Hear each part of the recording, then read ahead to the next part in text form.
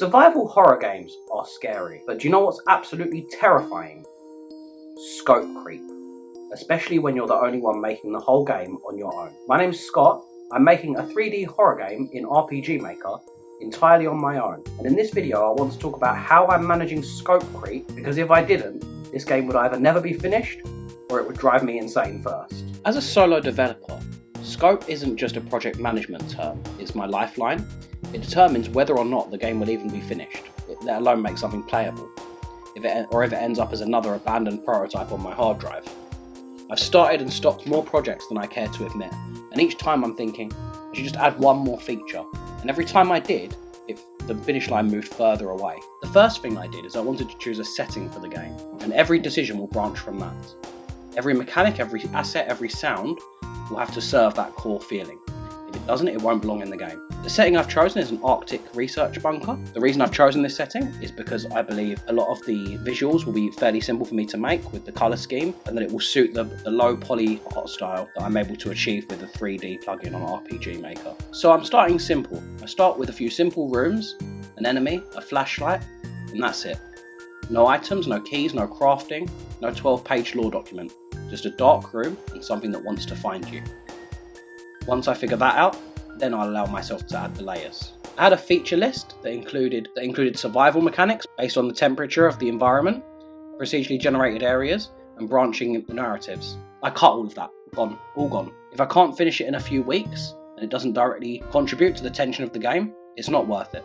Maybe in the future, but not for a beta and not for the first versions. I set small goals so I can have frequent wins. I try to complete one mechanic for each YouTube video I upload, and that gives me a target of something to upload and also a little bit of pressure to present it towards an audience and have something finished that I can then move on from. The added benefit of this is that the YouTube videos then create a design document on their own, and I can reference those videos back whenever I need to remind myself of how the mechanic works, for example. The next thing is looking for lots of feedback.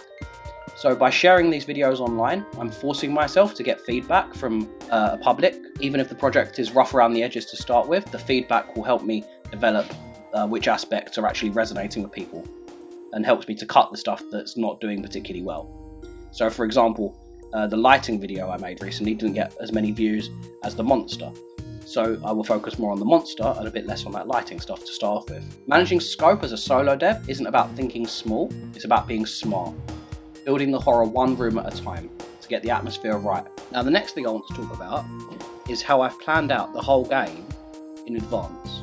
So I've taken lots of bits of paper essentially and drawn out maps for this Resident Evil inspired facility. Mapped out where the keys and the puzzles will be to create a path from the beginning to the end of the game. I then created this structure in RPG Maker and implemented all of the keys and switches to begin with. And this sort of bare bones skeleton of the game means that now I can work on aesthetics, music, and all of the stuff to fill in those spaces, like the lore and the characters and stuff, knowing that I have the structure of the game already in place. Of course, I'm allowing myself to deviate from this if anything in particular takes my interest, but in general, knowing that the game structure is there will help me stay focused on the aspects that truly matter. And this way I'm able to know that I've got a beginning, middle and end. Included in that, I've been able to figure out a natural point where a demo may finish, so that when I reach that stage, I'll be able to share that section of the game as a demo.